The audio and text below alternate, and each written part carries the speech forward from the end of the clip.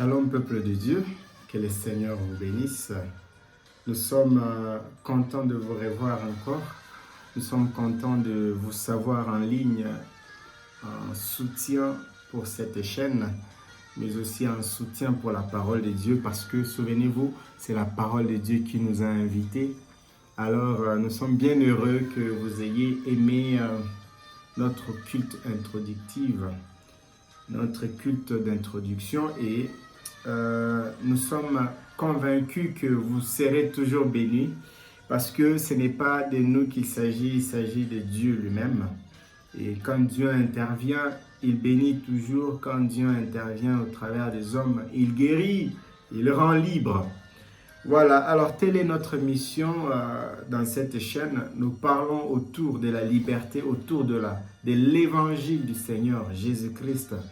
Nous parlons de l'évangile. Alors quand on dit évangile, on voit la bonne nouvelle. Alors nous parlons de la bonne nouvelle.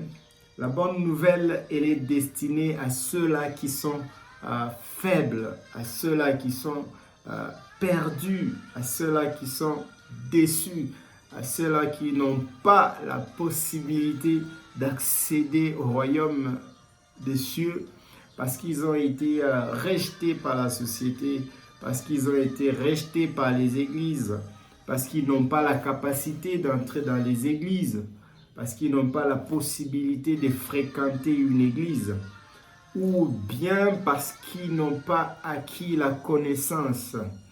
Voilà, alors Dieu nous a mis dans les cœurs cette mission de venir faire l'évangélisation sur la toile. Et par la grâce du Seigneur, toujours, nous croyons que nous allons mener à bout et nous allons bien mener cette mission, parce qu'il ne s'agit pas de nous, mais il s'agit de lui-même. Alors, il a dit dans son écriture, et c'est d'ailleurs ça le thème du jour, « Vous connaîtrez la vérité et la vérité vous rendra libre ». Nous allons les lire dans Jean chapitre 8, verset 31 jusqu'au verset 33 pour voir de quoi est-ce qu'il est question. Et avant de commencer, nous allons appeler le Seigneur afin que lui puisse venir et interpréter les Écritures que nous allons lire aujourd'hui et nous donner le sens de ces Écritures et nous faire vivre même ces Écritures, puisque l'objectif n'est pas seulement de connaître ces Écritures, puisque vous les connaissez, vous les lisez chaque jour, mais l'objectif est que nous puissions vivre ces Écritures. Voilà, prions le Seigneur sans plus tarder.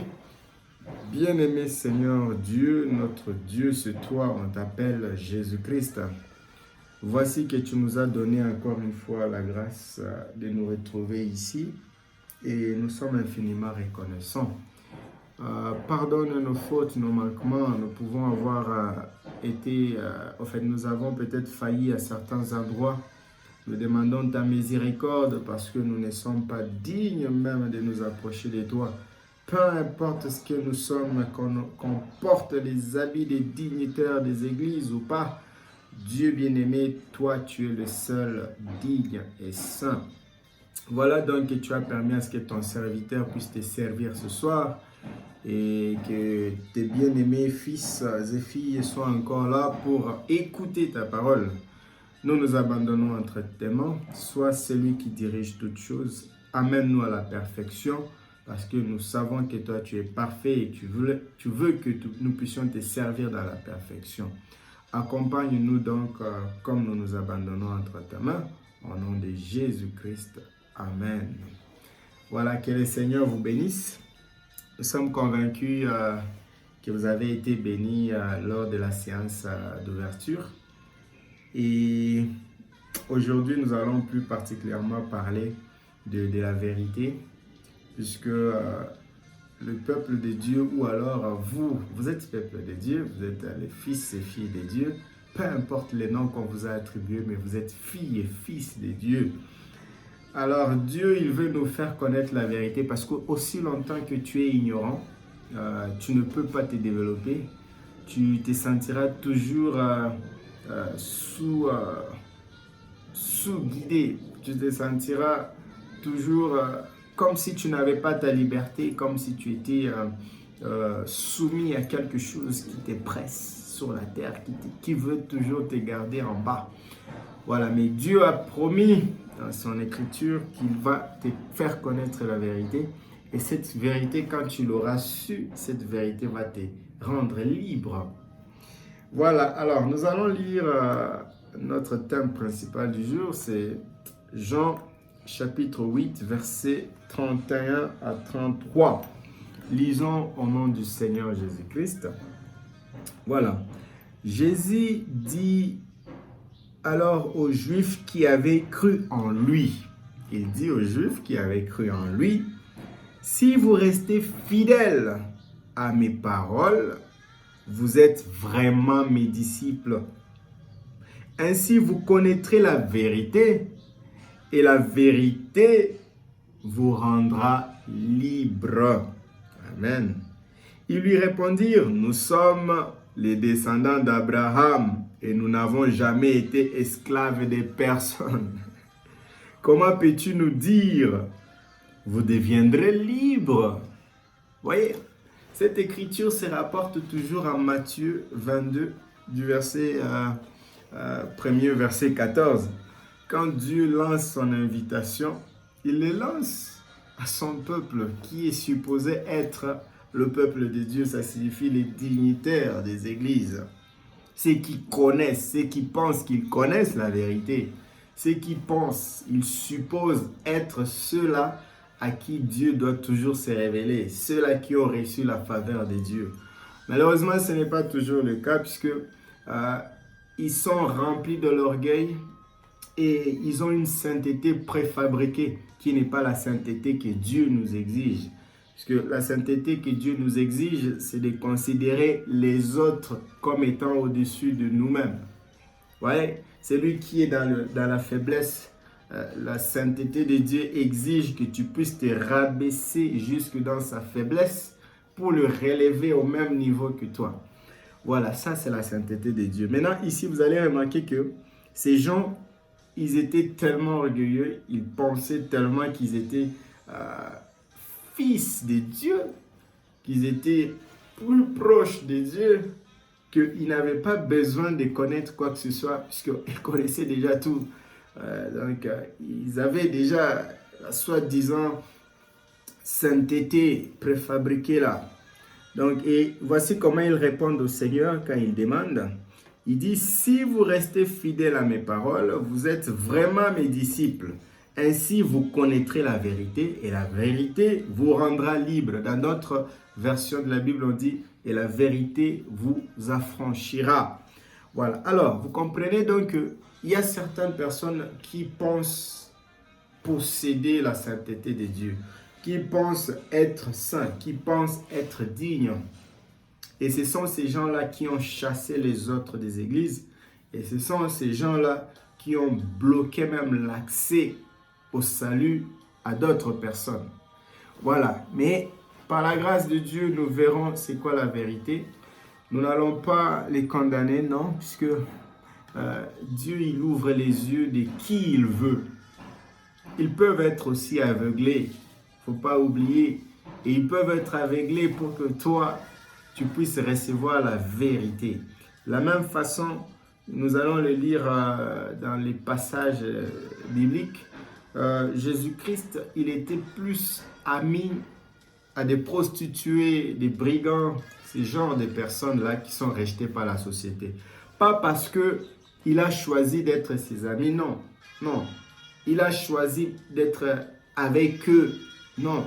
Non, non, non. Mais c'est la nature divine qui a fait à ce qu'il soit avec eux. Puisque remarquez que si vous êtes un bon berger, si une brebis s'égare et les autres viennent arriver à la maison, vous n'allez pas laisser la brebis partir, s'égarer, non.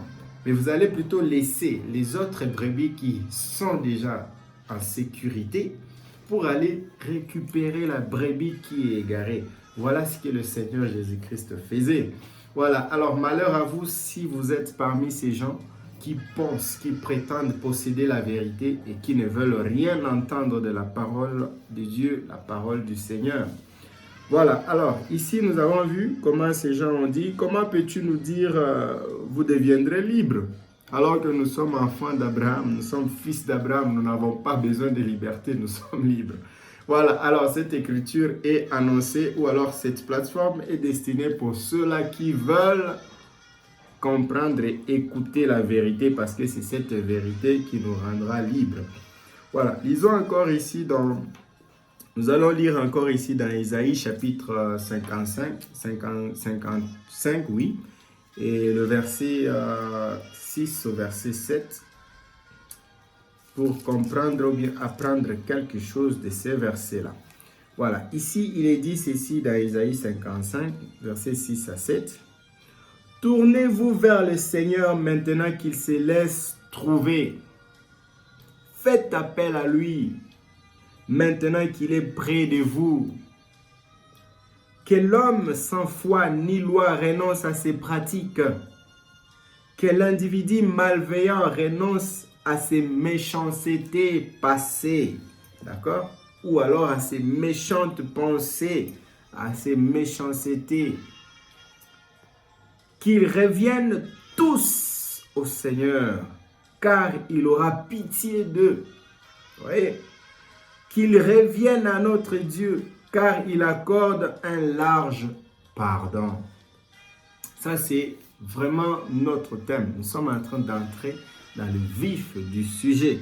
Ici, on va relire encore Ésaïe 55, verset 6 au verset 7. Il dit ceci, le Seigneur. « Tournez-vous vers le Seigneur, maintenant qu'il se laisse trouver. Faites appel à lui, maintenant qu'il est près de vous. » Alléluia. « Que l'homme sans foi ni loi renonce à ses pratiques. Que l'individu malveillant renonce à ses méchantes pensées. Qu'ils reviennent tous. Amen. Qu'ils reviennent tous au Seigneur, car il aura pitié d'eux. Qu'ils reviennent à notre Dieu, car il accorde un large pardon. » Vous voyez donc, ça c'est Ésaïe. Voilà, mais il dit ceci, pourquoi? Nous allons comprendre cela. Pourquoi il dit ceci? Vous voyez? Qu'il renonce à sa pensée malveillante. Celui qui est malveillant, qu'il renonce à sa pensée malveillante. Le tout d'abord, c'est de lui prêter votre attention. Une fois que vous l'avez prêté votre attention, alors il vous donne ses paroles de sagesse. Alors il vous donne sa bonne nouvelle. Et cette bonne nouvelle est censée vous fortifier. Voyez, nous allons encore lire un autre passage de l'Écriture. Et cela nous introduira dans la deuxième partie de ce culte. Voyons ici. Nous allons lire Ésaïe chapitre 52. Et le verset 4 au verset 6. Pour comprendre un peu, puisque nous voulons découvrir la vérité. C'est quoi la vérité? Puisque cette vérité est censée nous affranchir. Cette vérité est censée nous rendre libres. Alors, nous allons lire ici aussi dans Ésaïe chapitre 52, du verset 4 au verset 6. Et nous lirons au nom de Jésus-Christ. Lisons. Oui, Ésaïe 52, il dit ceci, lisons au nom de Jésus-Christ. « Et voici ce que le Seigneur déclare encore. » J'ai commencé au verset 4 pour que nous soyons tous à la page.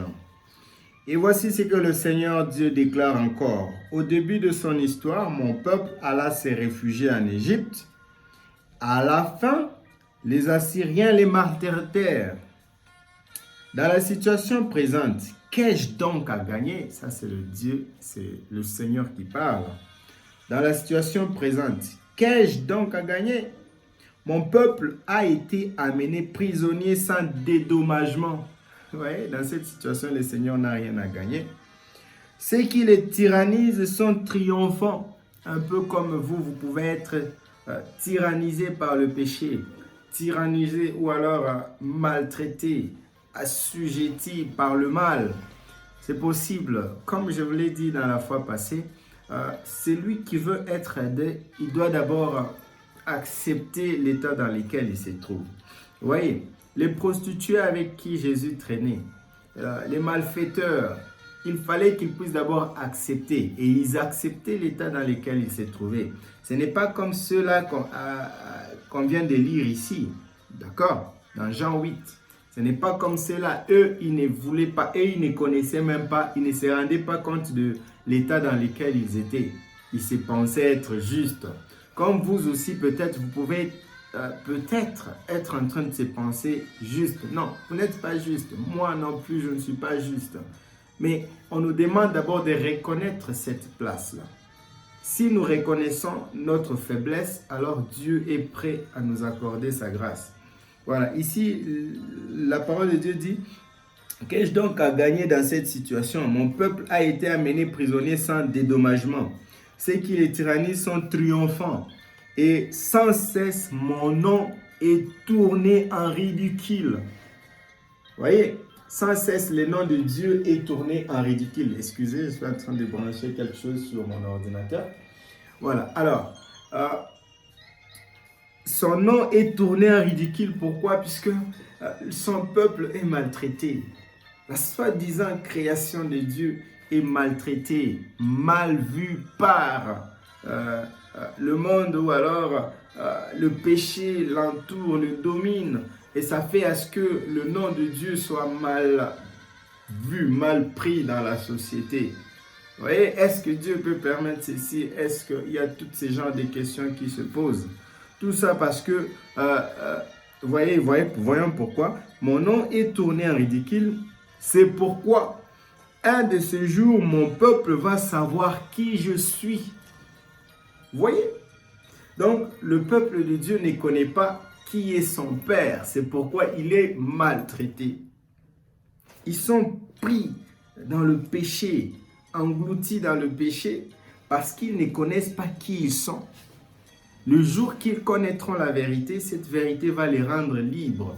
Ils sont maltraités, ils sont malmenés parce qu'ils ne connaissent pas encore leurs droits. Ils ne connaissent pas encore qui ils sont.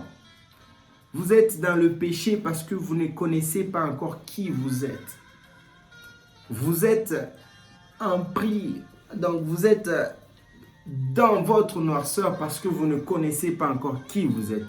Mais le jour que vous connaîtrez qui vous êtes, qui est votre Père, alors vous entrerez dans la lumière, alors vous serez libre, alors vous n'allez plus pécher parce que vous saurez déjà qui vous êtes.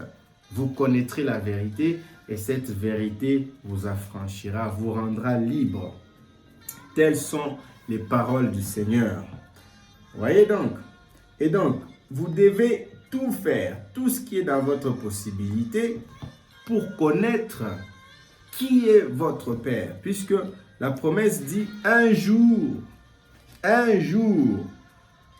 de ces jours, mon peuple va savoir qui je suis. Il va le savoir, c'est moi qui dis, j'arrive. Mon peuple va savoir qui je suis. Ce peuple-là, c'est toi.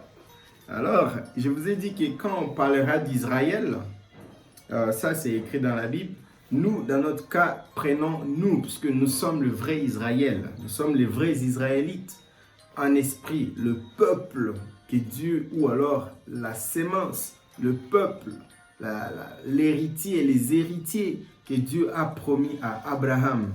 C'est nous qui avons accepté la promesse de Dieu. Nous sommes ce peuple-là qu'on appelle Israël. Israël, ce n'est pas le juif, non.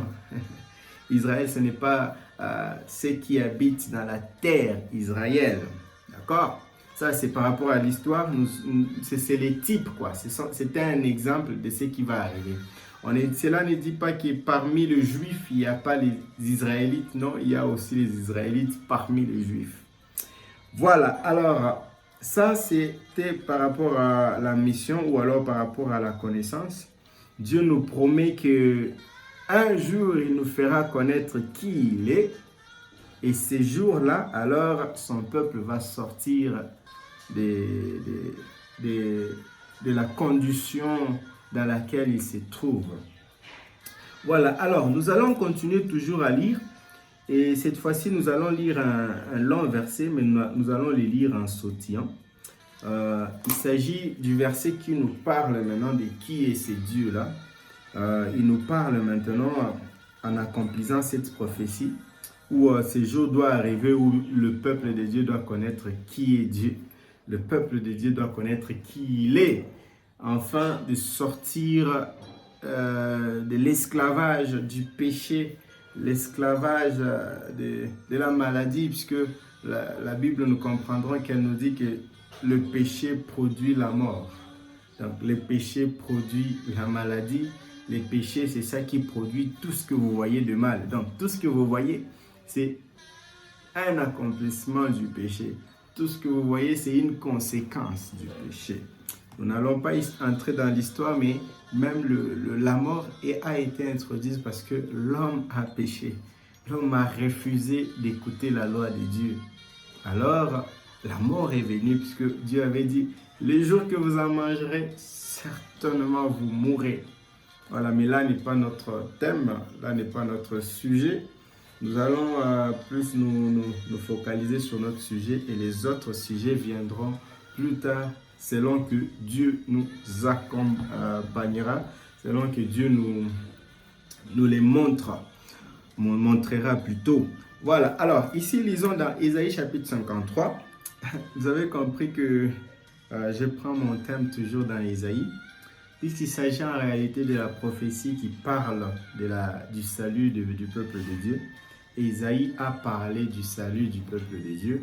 Il a annoncé la venue du grand homme, l'homme qui devait nous montrer la voie, l'homme qui devait nous relier à notre Père, nous ramener à notre état de Dieu et nous ramener à notre état initial, donc nous faire connaître la vérité, cette vérité afin qu'elle puisse nous changer, que cette vérité nous rende libres. C'est Isaïe qui en parle très souvent. Voilà, lisons ici au chapitre 53 d'Ésaïe. Qui de nous a cru à la nouvelle que nous avons apprise? Là, c'est le verset premier. Qui de nous a cru à la nouvelle que nous avons apprise? Il s'agit de la nouvelle qui a été annoncée ici au chapitre 52. Ces jours-là, vous connaîtrez qui je suis et vous sortirez enfin de l'esclavage.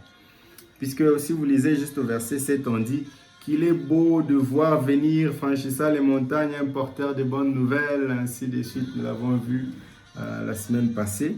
Ça, c'est la prophétie. Maintenant, ici, on nous parle de cette prophétie en détail. Qui est cette personne-là? Qui est celui qui porte cette bonne nouvelle pour nous rendre libres?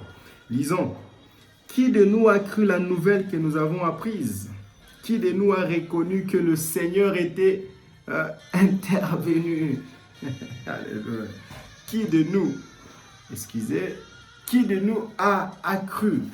Qui de nous a appris? Qui de nous a cru à cette nouvelle qui nous dit que le Seigneur a intervenu? Qui de nous l'a cru? Car devant le Seigneur, les serviteurs avaient grandi comme une simple pousse. Tu vois? C'est ça même qui complique les gens. C'est ça qui a compliqué ce qui sont dit dans Jean 8. Vous voyez? Qui a cru que les serviteurs, ils pouvaient grandir devant le Seigneur comme une petite pousse dans la simplicité? C'est porteur de bonnes nouvelles qui est dit dans Ésaïe 52, verset 7.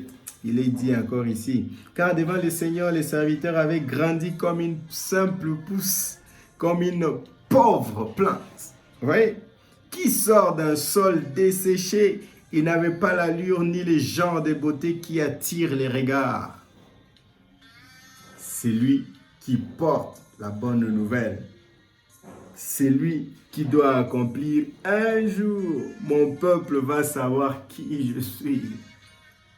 Voyez, il n'avait pas l'allure ni les genres de beauté qui attirent les regards.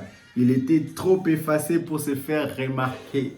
Il n'avait pas les costumes qu'on appelle souvent les cols retournés. Un grand bishop, un grand prédicateur X, un grand ministre, je ne sais pas quoi. Le pape, non, il n'avait pas tous ces titres. C'était quelqu'un de très simple. D'accord? Il n'avait pas l'allure ni les genres de beauté qui attirent les regards. Voyez? Il était celui qu'on dédaigne, c'est lui qu'on dédaigne, c'est lui qui ne parle pas. Quand il veut parler, on le fait taire. Vous voyez?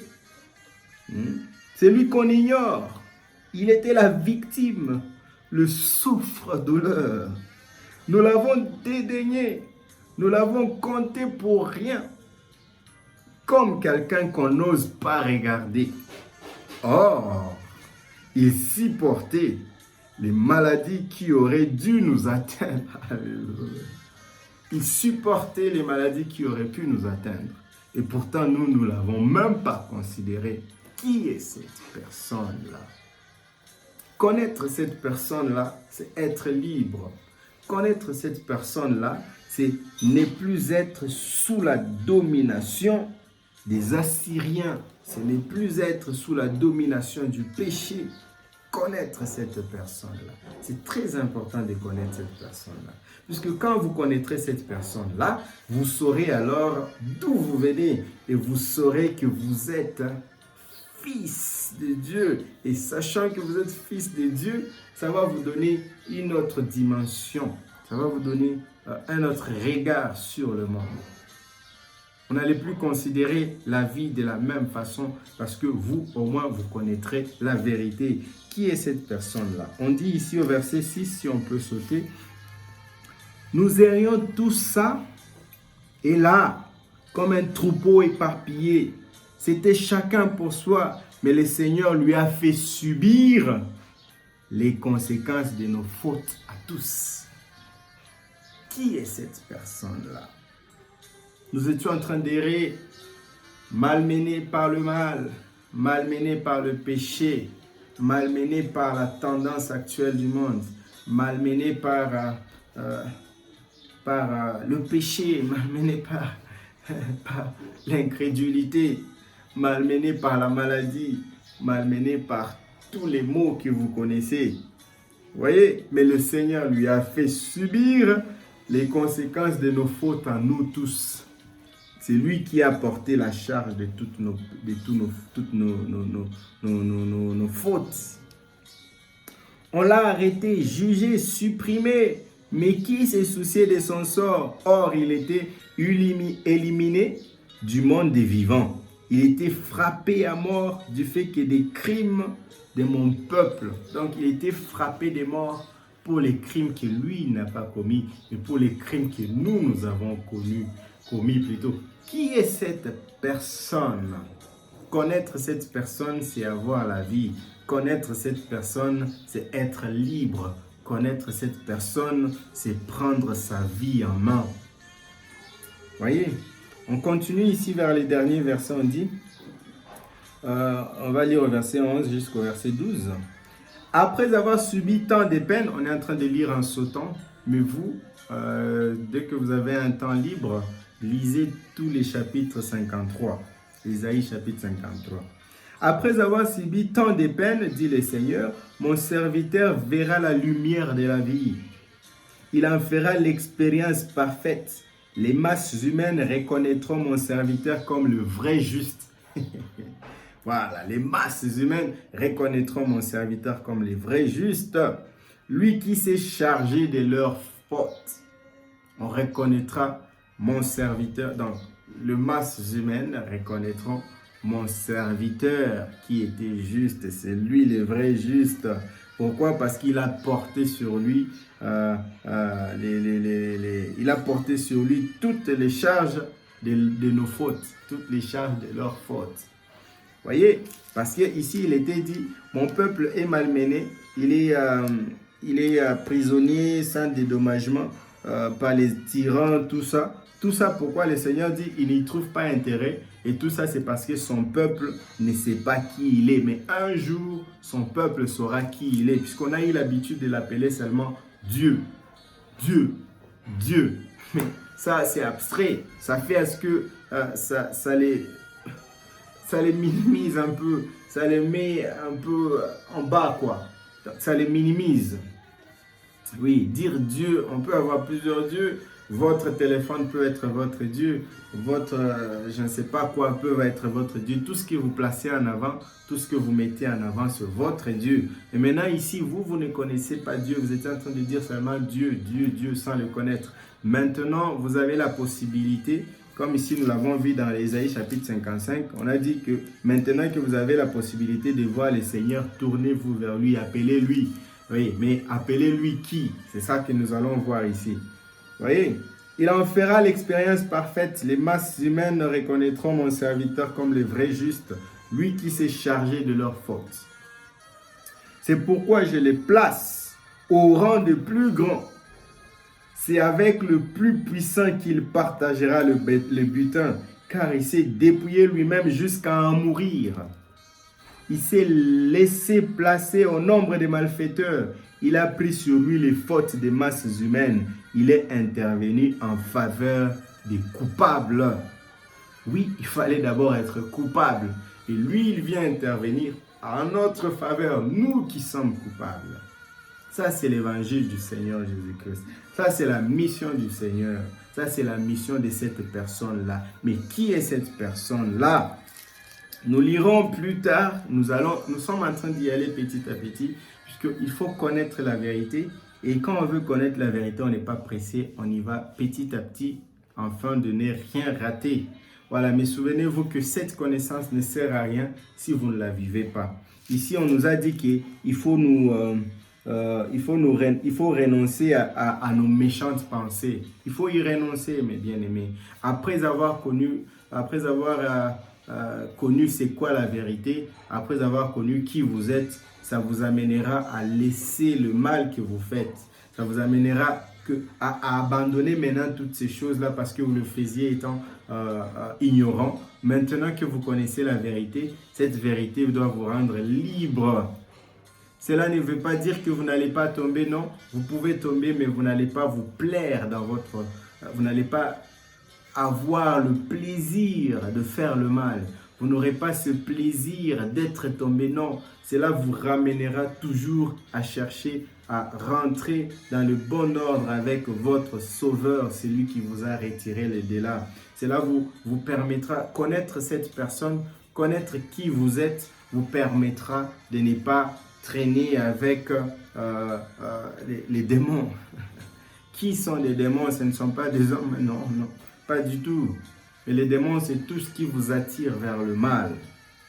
Ici, c'est ça, c'est pourquoi que nous avons lu ici dans Ésaïe 55, verset 6, il disait « Tournez-vous vers le Seigneur, maintenant qu'il se laisse trouver, faites appel à lui. » Nous avons lu ici dans Ésaïe 53 que le Seigneur, c'est celui qui a porté nos fardeaux. C'est lui qui a porté notre péché sur lui.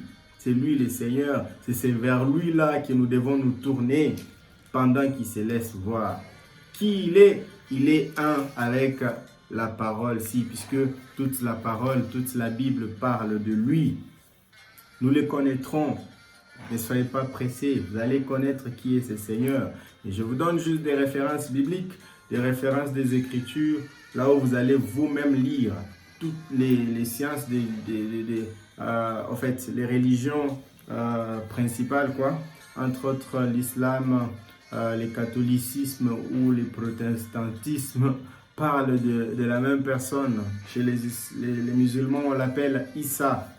Chez les chrétiens, chez les catholiques et les protestants et tout, on l'appelle plutôt Jésus-Christ.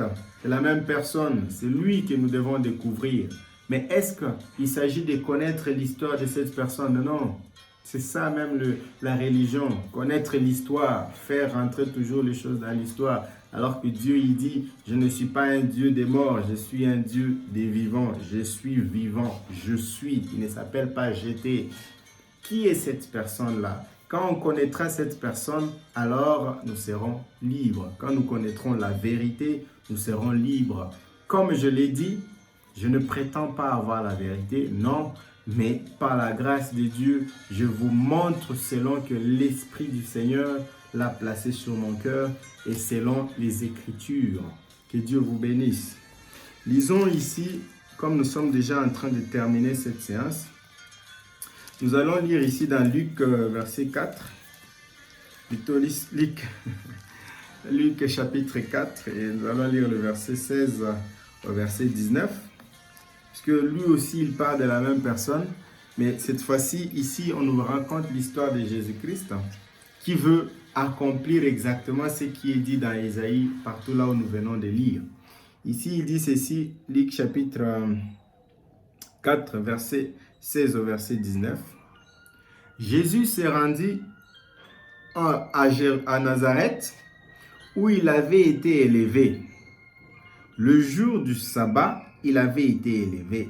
Non, plutôt le jour du sabbat, il entra dans la synagogue selon son habitude. Donc, il avait l'habitude d'entrer dans les synagogues. Nous allons terminer par ces versets. Et nous croyons que vous êtes bénis. Et nous vous recommandons toujours de vous abonner, mais aussi d'activer la cloche de notification afin de ne pas rater les prochaines séances, afin d'être toujours au courant de tout ce qui se passe dans cette chaîne. Que Dieu vous bénisse infiniment. Partagez aussi les liens afin que vos amis et vos frères et sœurs, vos connaissances, tous ceux-là qui voudront bénéficier de ces sessions de prédication, soient aussi à jour et qu'ils en bénéficient. Souvenez-vous, c'est gratuit sans rien payer. Parce que la parole de Dieu, telle qu'elle a été écrite, elle a été faite pour qu'elle soit distribuée gratuitement. C'est une bonne nouvelle pour tous, afin que nous ne puissions pas payer. Ça doit être libre, ça doit être libre, le salut est libre. Lisons, Jésus s'est rendu à Nazareth où il avait été élevé. Le jour du sabbat, il entra dans la synagogue selon son habitude. Il s'éleva pour lire les Écritures. Ici, on est au verset 17. Et on lui remit le rouleau du livre du prophète d'Ésaïe. Vous voyez, puisque Ésaïe a parlé de lui, on lui remis ce livre, mais on ne lui avait pas remis ça. Je ne dis pas qu'on lui a remis ça parce que ça parlait de lui, non. Mais on lui remit juste les livres d'Ésaïe. Et il les déroula et trouva les passages où il est écrit « L'Esprit du Seigneur est sur moi. Il m'a consacré pour apporter la bonne nouvelle aux pauvres. Il m'a envoyé pour proclamer la délivrance aux prisonniers et le don de la vue aux aveugles, pour libérer les opprimés, pour annoncer l'année où le Seigneur manifestera sa faveur. » C'est exactement ce que nous avons lu dans Ésaïe chapitre 52, le verset 7 au verset 10. Si on peut encore y revenir un peu, si je ne me trompe pas. Ésaïe 52, verset 4 au verset 6. C'est ce qui est dit là-bas. Ésaïe 52, verset 4 au verset 6. Il dit et voici ce que le Seigneur déclare encore. Au début de son histoire, mon peuple alla se réfugier en Égypte. À la fin, les Assyriens les maltraitèrent. Dans la situation présente, qu'ai-je donc à gagner? Le Seigneur n'a rien à gagner. Mon peuple a été amené prisonnier sans dédommagement, ce qui les tyrannise sont triomphants, et sans cesse mon nom est tourné en ridicule. C'est pourquoi un de ces jours, mon peuple va savoir qui je suis. Il va le savoir, c'est moi qui dis, j'arrive. Et maintenant, voici ici ce que le Seigneur Jésus-Christ dit. L'Esprit du Seigneur est sur moi. Il m'a consacré pour apporter la bonne nouvelle aux pauvres. Il m'a envoyé pour proclamer la délivrance aux prisonniers et le don de la vue aux aveugles. Ceux qui sont aveugles, recevez la vue au nom de Jésus-Christ. Ceux qui sont prisonniers, soyez libres au nom de Jésus-Christ. Ceux qui sont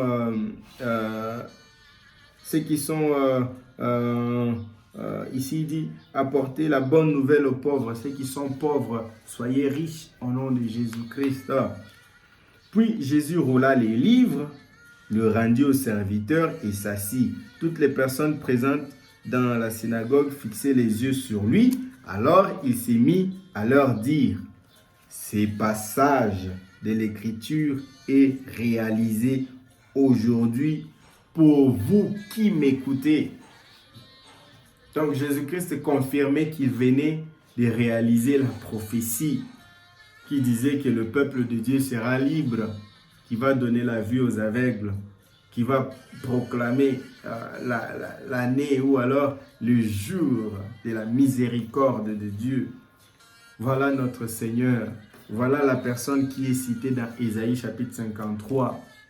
Comme quoi c'est lui qui portait les fardeaux de tout ce qui pesait sur nous, la maladie, tout ce qui pesait sur nous, la pauvreté, tout ce qui pesait sur nous, l'emprisonnement. Voyez, tout ce qui pesait sur nous, lui, le Seigneur, là, c'est lui qui vient nous donner la liberté. Maintenant, en connaissant cette vérité, la vérité vous rend libre. Mais jusqu'à présent, ce n'est pas encore le temps de dire que vous connaissez la vérité, puisque ici nous venons de connaître qui était cette personne dans le passé. Il s'agissait bien sûr du Seigneur Jésus-Christ, qui est notre sauveur à tous, qui est dit dans Ésaïe chapitre 53. Et voilà qu'ici au verset 21, lui-même il dit que ce passage de l'écriture est réalisé aujourd'hui pour vous qui m'écoutez. Comme je peux encore vous dire aujourd'hui que vous qui m'écoutez, vous venez d'écouter qui est le sauveur de l'humanité. Qui est cette personne-là? Qui est cette personne-là? C'est Jésus-Christ. Vous me direz, mais comment est-ce qu'il a dit que c'est Jésus-Christ? Nous lirons encore prochainement dans d'autres écritures là où on explique qui est Jésus-Christ. Puisque ici, il fallait d'abord que nous puissions relier le Nouveau Testament qui parle des versets d'Ésaïe au verset d'Ésaïe, en fait. Que nous puissions relier les deux, l'Ancien et le Nouveau Testament, afin de vous montrer avec exactitude qui est cette personne qui est dit. C'est cette personne-là qui fait connaître le nom de Dieu. C'est cette personne-là qui fait connaître Dieu. Et c'est cette personne-là qui porte les péchés de nous tous, afin de nous rendre libres. C'est une très grande joie de connaître qu'aujourd'hui nous sommes libres. C'est une grande joie de connaître qu'aujourd'hui, les péchés n'ont plus de pouvoir sur nous, que la mondanité n'a plus de pouvoir sur nous, que la maladie n'a plus de pouvoir sur nous, que la pauvreté n'a plus de pouvoir sur nous. C'est une grande joie. Maintenant, comment accéder à ces bénéfices, comment bénéficier de ces bénédictions, comment bénéficier de ces apports de cet homme? Nous serons en train de développer cela au cours de nos prédications. Soyez nombreux et abonnez-vous, partagez les liens d'abonnement, activez les cloches de notification et nous serons vraiment bénis ensemble. Toutefois, nous sommes toujours en train d'introduire et poser les fondements, la base de notre plateforme. Alors, nous sommes bien heureux d'avoir partagé ces quelques écritures avec vous aujourd'hui. Et nous croyons que dans les séances qui viendront, entre autres le vendredi de cette même semaine, nous aurons encore une autre séance ce vendredi. Et ça sera, permettez-moi de voir à la date, le vendredi, ça sera, oui, permettez-moi. Voilà, nous serons ensemble encore le vendredi 21 janvier 2022, à la même heure, à 19h juste. Et nous allons continuer notre sujet. Et pendant ce temps, nous vous disons que Dieu vous bénisse. Et comme nous le faisons souvent, si vous avez une requête, prenez que Dieu vous donne la foi et attachez votre foi pas à ma prière mais à lui. Mais soyez sûr et certain que quand un homme prie, quand un homme demande à Dieu sincèrement quelque chose, Dieu lui accorde la chose. Prions au nom de Jésus-Christ. Dieu bien-aimé, nous avons été dans cette séance avec tes enfants. Et voilà que nous venons de terminer cette séance. Nous avons parlé comme deux hommes, mais toi, c'est à toi d'attribuer le sens. C'est à toi, ô Dieu bien-aimé, de donner l'interprétation aux Écritures que nous avons lues. Nous avons essayé et nous avons fait selon ta recommandation, Seigneur. Nous savons que tu agis dans la simplicité. Alors délivre mon frère, délivre ma soeur. Donne la vue à celui qui est aveugle, Seigneur. Donne-lui à celui qui est muet, Seigneur, ou à celui qui est sourd, Seigneur. Nous abandonnons donc tout entre ta main, Seigneur Dieu bien-aimé. Guéris mon frère, donne-lui la bonne vie, parce que c'est toi qui accordes la bonne vie, c'est toi qui es saint, comme nous l'avons lu dans Isaïe 53, que le vrai saint, c'est toi, Seigneur. Nous te prions donc d'être favorable à nous et de nous accorder tes bénédictions. Tes bénédictions nous rendent libres, tes bénédictions nous rendent absolument libres de péché, libres de maladies, libres de mort, libres de tout, Seigneur. Nous sommes infiniment reconnaissants pour tout. Bénis-nous donc et vois la main qui est élevée et donne-lui selon sa demande, Seigneur. Nous abandonnons entre ta main et nous abandonnons toutes choses entre ta main. Sois avec nous jusqu'à ce que nous puissions encore nous revoir le vendredi 21 janvier 2022. Nous allons te bénir, Seigneur. Sois donc avec nous et inspire-nous davantage, conduis-nous. Au nom de Jésus-Christ, nous te prions. Amen. Que le Seigneur vous bénisse. Nous avons excédé encore un tout petit peu, mais comprenez, nous suivons juste l'onction et nous faisons notre effort pour rester toujours dans les normes. Voilà, nous vous disons donc à plus et que le Seigneur vous bénisse. Surtout, n'oubliez pas de vous abonner et de liker, mais aussi de partager les liens afin que les autres aussi puissent en bénéficier. Soyez bénis et bonne soirée à vous tous. Shalom.